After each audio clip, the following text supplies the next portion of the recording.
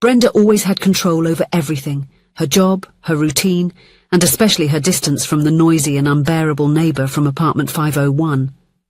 But when a broken elevator forces her to share a cramped space with the man she least tolerates, everything starts to go off script. An unexpected moment of vulnerability, an improbable touch, and a sentence that changes everything. Now you have nowhere to run. What started as a nightmare could reveal something much more surprising. Hello, my friends. I am Linda, and this is Linda Love Stories. I hope you enjoy this story.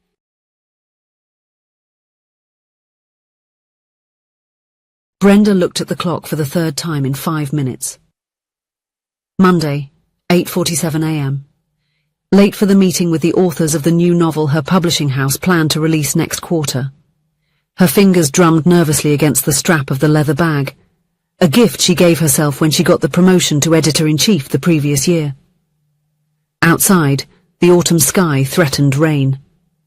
Inside apartment 502, she checked her documents one last time, closed the laptop, and put it in her bag. In her small home office, posters of her favourite books decorated the walls, alongside a bookshelf brimming with manuscripts, some with her notes on colourful post-its. The quiet apartment was her refuge, her safe place, at least until 2 months ago. She took a deep breath. It was time to go out and face the hallway. Please, let him not be there. Please, let him not be there, she murmured to herself like a mantra as she closed the door. But as if the universe had a wicked sense of humour, there they were. The shoes of the resident of apartment 501. A pair of worn-out sneakers carelessly left in the corridor as if the hallway were an extension of his home. And the smell.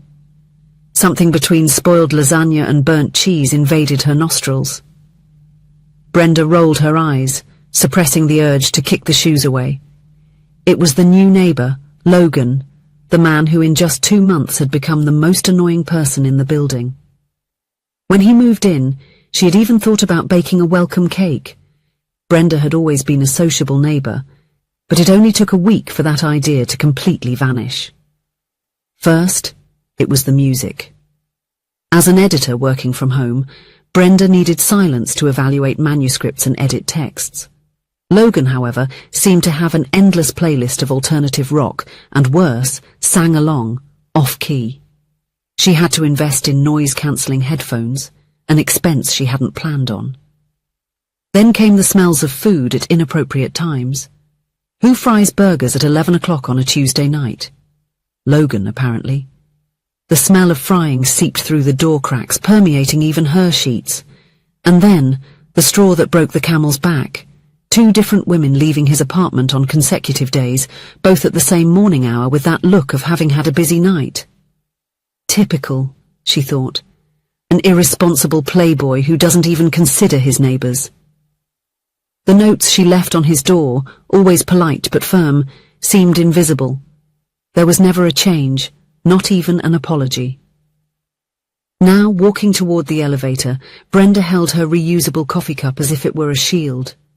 The hot liquid helped her deal with the morning tension. She pressed the button, and the doors opened promptly. She entered, pressed the ground floor button, and breathed a sigh of relief as the doors began to close. That's when an arm stuck into the gap. "Hold on!"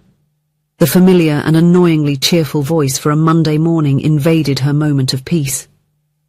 The doors receded, and there he was.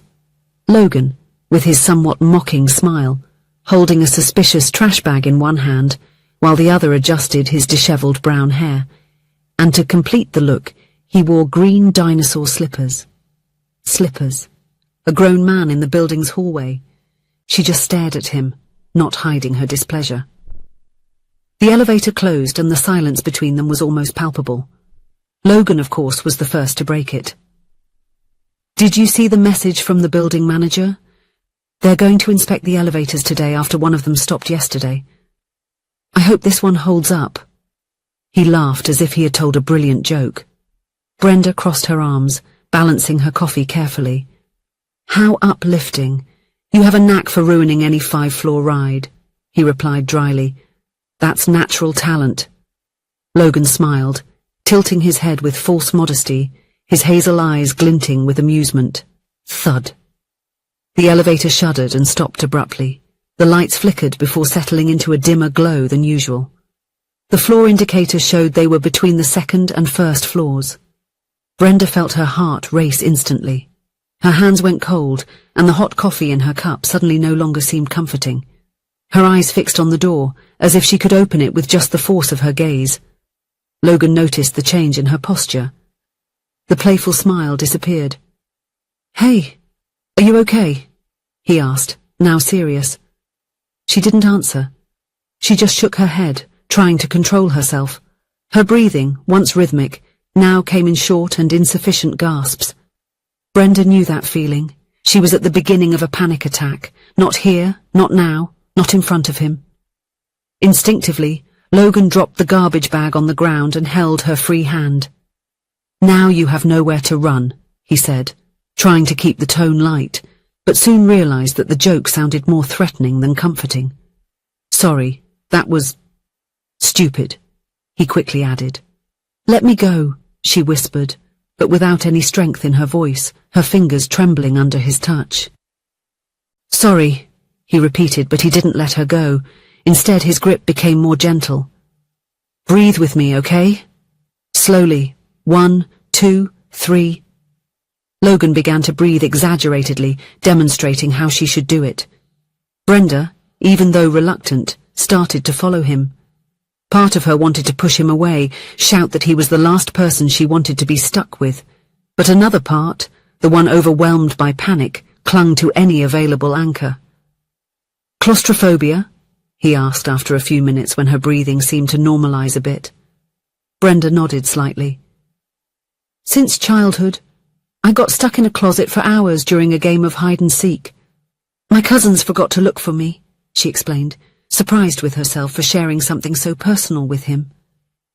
"This is terrible," Logan replied with a sincerity that surprised her. "Look, I know I'm not your favorite person in the building, but we're in this together. Let's distract ourselves until rescue arrives, okay?" She nodded again, trying to focus on anything other than the elevator walls seeming to close in on her. "So," he began, still holding her hand, "why do you hate me so much?" The direct question caught her by surprise. "I don't," she started to say, but stopped. "Why lie? You're loud, and you leave your smelly shoes in the hallway, and the smell of food from your apartment invades mine at 2 in the morning. And you seem not to care that some people work from home and need silence." Logan seemed genuinely surprised. "Wait, you work from home? I didn't know." "How could you know? You never read any of my notes." "What notes?" Brenda stared at him, incredulous. "The notes I leave on your door at least once a week." Logan scratched his head, confused. "I've never seen any notes, I'm sure." He paused, thoughtful. "Unless Mrs. Fernandez." "Who?" "The lady from 503. She's always cleaning the hallway when I arrive. She must be taking the notes." He laughed, but without humor. "She also hides my shoes sometimes. I thought they were harmless pranks from a lonely lady." Brenda reflected on that. The lady from 503 always seemed to be in the hallway when she left, broom in hand, even if the floor was spotless. "About the noise," Logan continued. "I'm really sorry. I'm composing songs for a children's musical. I'm a composer. I mainly work on soundtracks for independent productions, but I got this project for a local theatre. It's about dinosaurs." He pointed to the slippers. "Hence the slippers, a gift from my nephew." "You compose music?"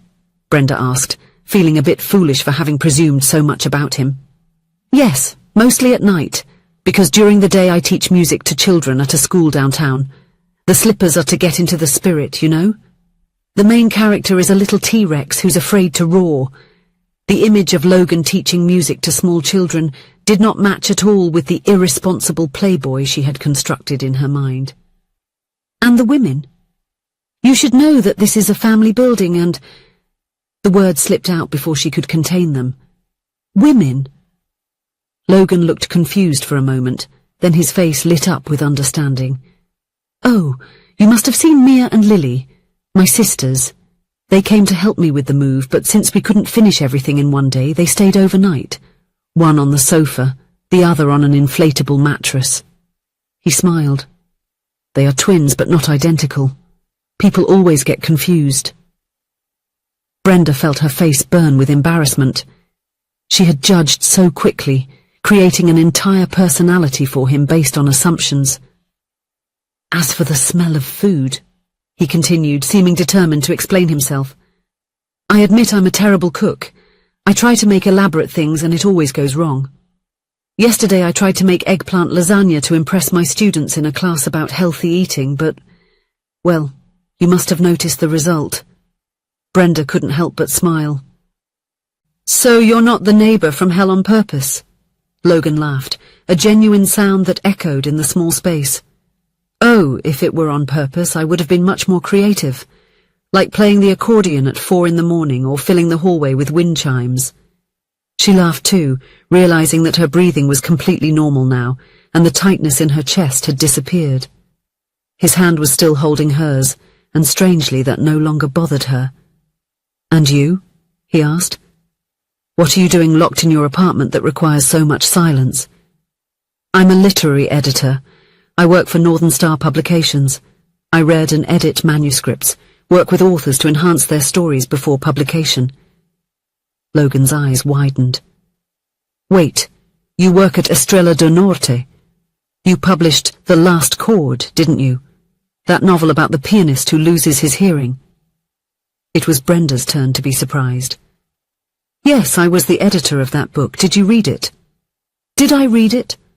I composed an instrumental suite inspired by it for a personal project. Logan seemed genuinely excited. The descriptions of the protagonist's feelings when he plays for the last time, the way vibrations replace sound, that really moved me. Brenda felt something strange in her chest, an unexpected connection, the discovery that they shared something significant. It was one of my favorite projects, she admitted. I worked with the author for almost a year to get that perfect final scene. It was worth every page, Logan assured.